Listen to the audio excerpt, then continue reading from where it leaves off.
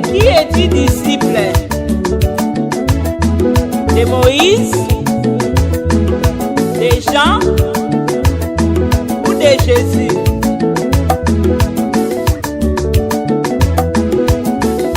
Apôtre Justine, oui. Nouvelle alliance de Jésus-Christ. La qui s'abanantela, hein?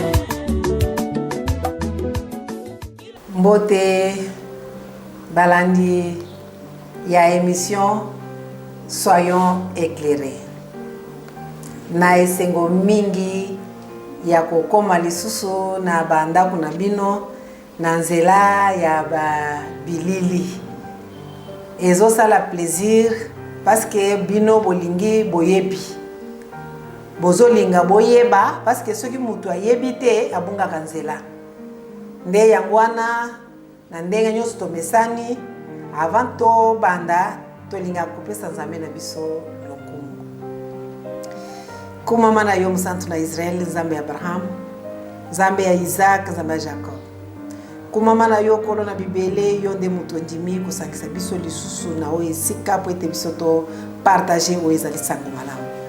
Yawe na yebi ete tozali na sango kaka mibale.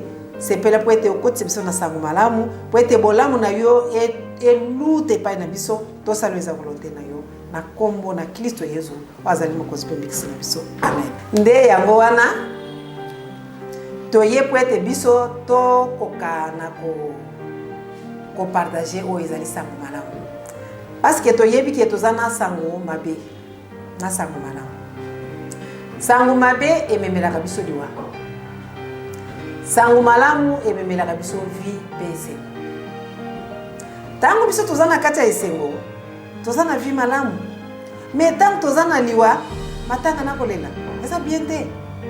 Yango wana tala na yo ozalaka na sango malamu, tozalaka na sango mabe. Nde tolobaka ete sango mabe etambolaka na liwa, sango malamu etambolaka na esengo pe na bomoi. Metala na yo tambolaka na sango malamu to na sango mabe. Parce que sango mabe bakotangele biso yango. 2 Corinthiens 3e chapitre verset 6 à 7. Verset 6 à 7. En texte trop éloigné. Il nous a aussi rendu capables d'être ministres d'une nouvelle alliance, non de la lettre, mais de l'esprit. Car la lettre tue, mais l'esprit vivifie. 7. Amen. Amen. Nzambe asili kosala biso ba ministre ya nouvelle alliance. Po ete tobanda koloba révélation ya Nzambe. Parce que tant que tozolanda makomi balobi la lettre tue, c'est l'esprit qui vivifie. Nzambe aza molimo. Lelo bazoyebisa biso que il est écrit dans la Bible. Nde yango wana toke po totuna nanu Bible. Na mukanda ya 2 Corinthiens 9e verset.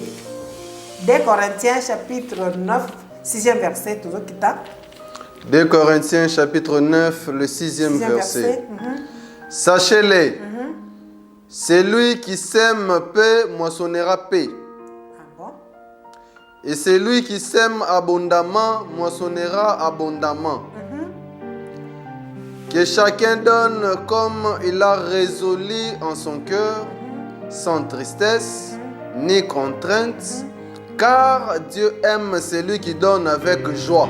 Tangu bazolo pona ko seme, balobi oza ko seme muke, ya ko buka kamuke. Oya ko seme belé, yebi ya ko buka kamuke.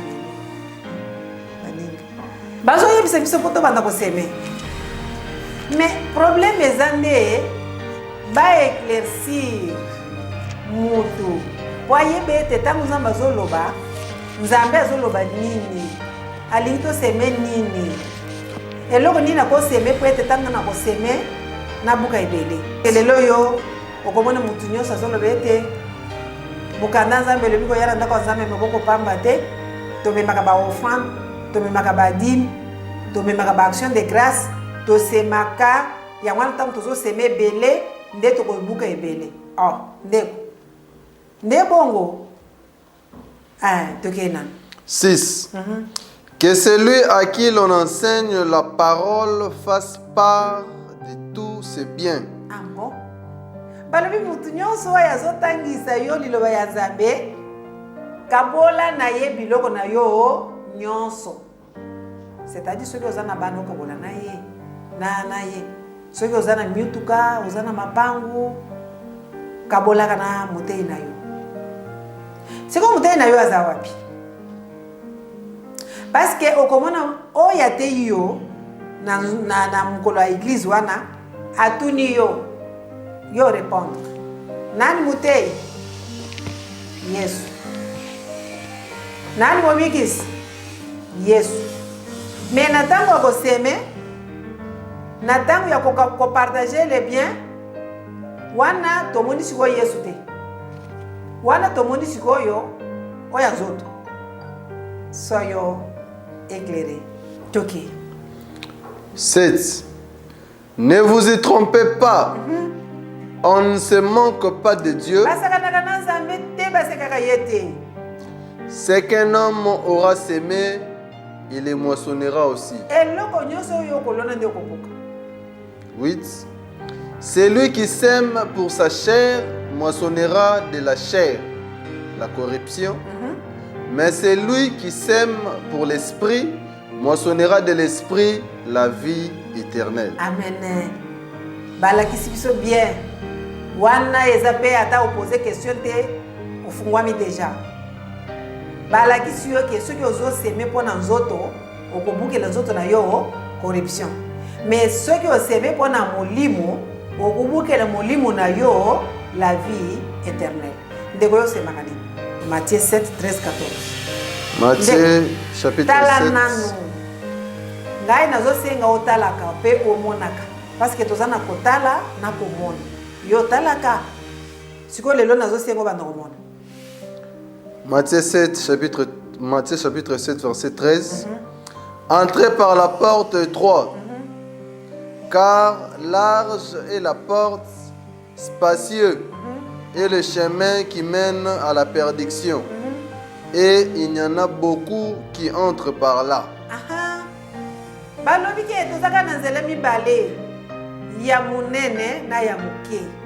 Ya muke batu muke nde batu vakango, ya munene ezo meme batu na perdiction. Nde omoni balobi la lettre tu. Ya mwana sikoyo tango zokenda na esika osambelaka bakoyebisa yo kaka ke seme. Tango zo seme mbo, c'est spirituel ou bien c'est charnel. Parce que mukanda Nzambe zoloba, les choses cachées sont à l'Éternel notre Dieu. Et les choses révélées sont à nous et à nos enfants. Tala nano eloko zo seme wana, eza caché, eza révélé ou bien eza ndengeni. Parce que mukanda oyo na lobi wana, eza nde Deutéronome 29, 29. Ba mikanda musu eza Deutéronome 29, 28. Mais lui c'est quoi eza Deutéronome 29, 29. Bakokipe kotanga yango po boyoka ete Nzambe azalaka molimo. Lokola Nzambe aza molimo, soki olingi oseme makambo ya koseme, ce n'est pas charnel. Deutéronome. Yo ozokenda koseme mbongo. Ndeko okoyebisa nga mokolo Nzambe akokita po akende wenze ya gambela ou bien akenda na mall. Akenda kosomba biloko, soki bilamba akosomba soki biloko akolia lokola azangi ou bien ozoseme pona nini. Deutéronome 29, 29. Les choses cachées sont à l'Éternel notre Dieu. Les choses révélées sont à nous et à nos enfants. Ah, ici, Balobi, les choses cachées sont à l'Éternel notre Dieu et les choses révélées sont à nous et à nos enfants.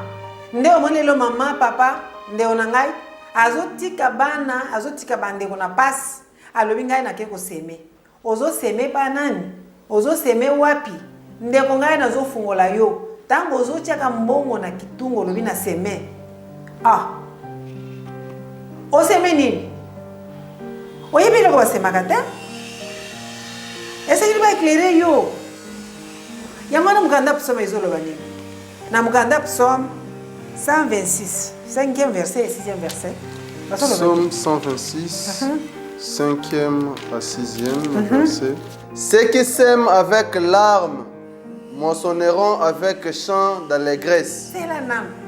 Muto azokende koseme azolelaka. Tango azobuka akobuka na nzembo ya esengo.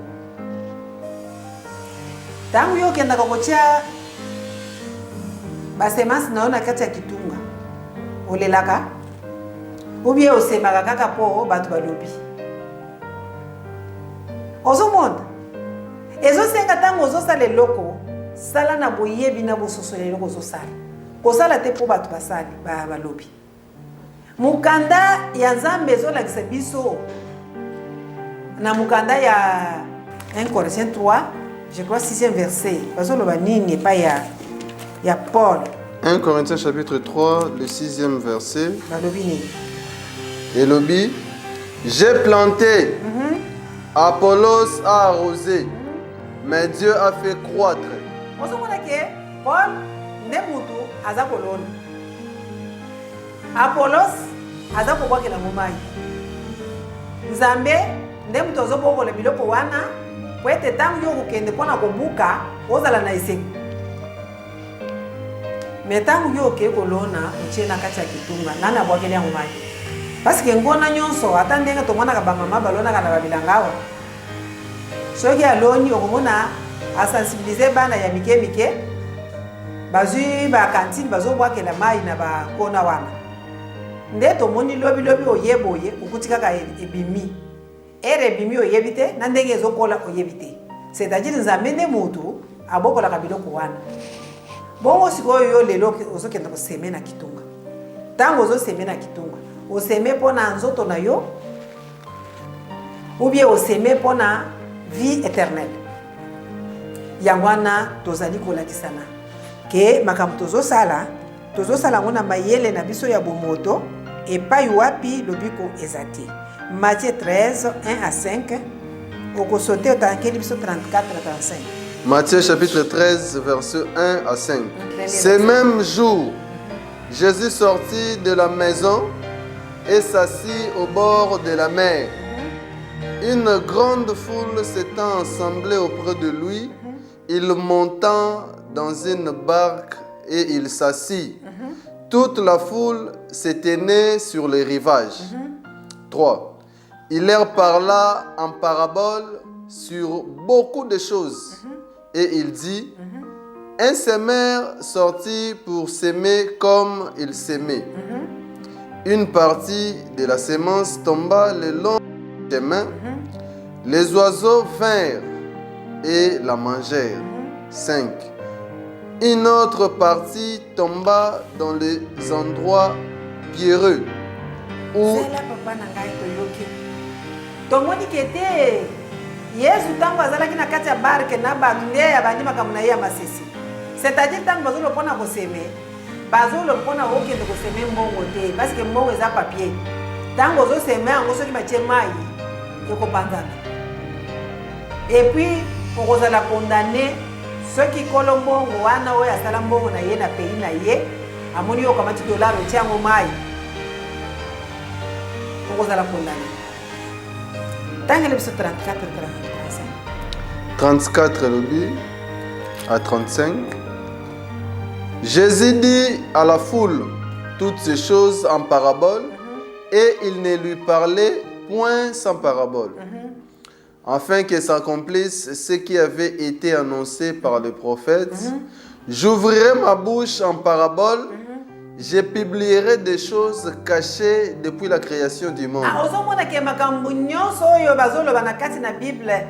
Depuis la création du monde, makambo nyonso, ezala dîme, ezala offrande, ezala koseme, ezala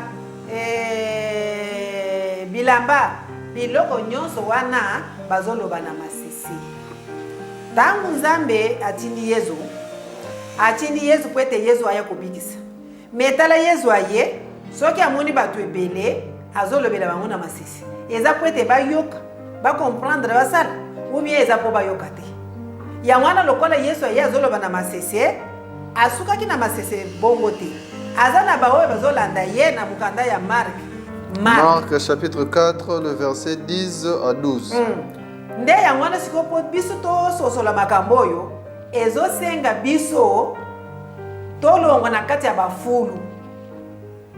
Parce que mukanda ya Jean ezoloba ete les foules sont les maudits. Nicodème azalaki parmi les foules. Ayaki pa Yesu na butu po basala entretien. Entretien basalaka na butu te. Basalaka na moi. Yango wana banda kenda zonga te. Aboyi koyoka oyo Yesu alobaki. Metengo biso toza na église zaka nani mute Yesu, nani mobikisi Yesu. Yesu nde yeyo ayekoloba na yo lelo. Toki. En tête. Parabole du semeur, la sémence du grain de sénévé. 10. Lorsqu'il fit en particulier ceux qui l'entouraient avec le 12, l'interrogea sur les paraboles. 11. Il leur dit, c'est à vous qu'a été donné le mystère du royaume de Dieu. Mais pour ceux qui sont dehors, tout se passe en parabole. 12. Afin qu'en voyant, ils ne voient et n'aperçoivent point. Et qu'en entendant, ils entendent et n'en comprennent point. De peur qu'ils ne se convertissent et que le péché ne leur soit pardonné. Ah bon. Et mon dit que kobanda na Genèse, makambo nyonso bakomi eza masisi. Lokola eza masisi, mukanda ya Nzambe Yesu azoloba ete na kati ya fulu akoloba kaka masisi. Etango azokende en particulier, c'est-à-dire na ba disciple na ye, nde azokende kofungolela bango masisi. Po ete tango bango bakoyoka po masumu na bango elimbisama. Soki mutu ayoki te lisumu na ye kolimbisama te. Nde komona ye akenda kosemeka mbongo na kitu. Parce que ayebi eloko kutu babengisi kosemete. Ata yo otanga te vraiment koseme basemaka nini? Basemaka bankona na mabele. Batiaka mai nde na mabele po ete biloko wana ebota. Yo ozoseme na kitunga. Est-ce que na kitunga vraiment mai ekovanga na kitunga wana po biloko wana ebota? Vraiment nde onangai ozana kati na perdiction. Na sengi yo lelo lokola oyoki s'abonner, partager, appeler, poser les questions. Dialolenga nyonso toko répondre yo. Naza wana pona bino. Yangwana na sengi bino po ete bo s'abonner belé. Bo komona loboko Nzambe. Ko seme ezalaka mbongo te ba seme mbongo. Ba semaka nkona po ete nkona mususu. Soki oloni nkona ya avocat, il faut avocat mususu nkona. Soki oloni ndunde, il faut ndunde mona. Balona ka manyoko. Manyoko ezalaka na nkona te. Ezalaka nzete nde baloni. Yango wana biso tozo seme eloko oyo. Soki na seme ebimisela biso semence mususu. Yango na tozo lela. Tozo lela po ete bino bobika. Ndeko na senge kwa na yo. Zamba fongolo litoi. Obanda koyoka elobeli ya Nzambe. Nzambe na yo za molimo. Soki osambeli na kati na molimo pe na vérité koya. Na pesi yo mukando kendo kotanga yo moko Jean 8. Jean chapitre 8 verset 30 à 32. Jean chapitre 8 verset 30 à 32. Ceux qui ont s'abonné au kozala disciple malamu ya Yesu. Tikete ya Nzambe apambola bino. Nzambe abatela bino. Nzambe apesa bino esengo po ete acquérir ba esprit na bino po ete vie éternelle ezala partage na bino na communauté de Christ. Amen. Bye mes chéris. De qui es-tu disciple? De Moïse? De Jean? Ou de Jésus?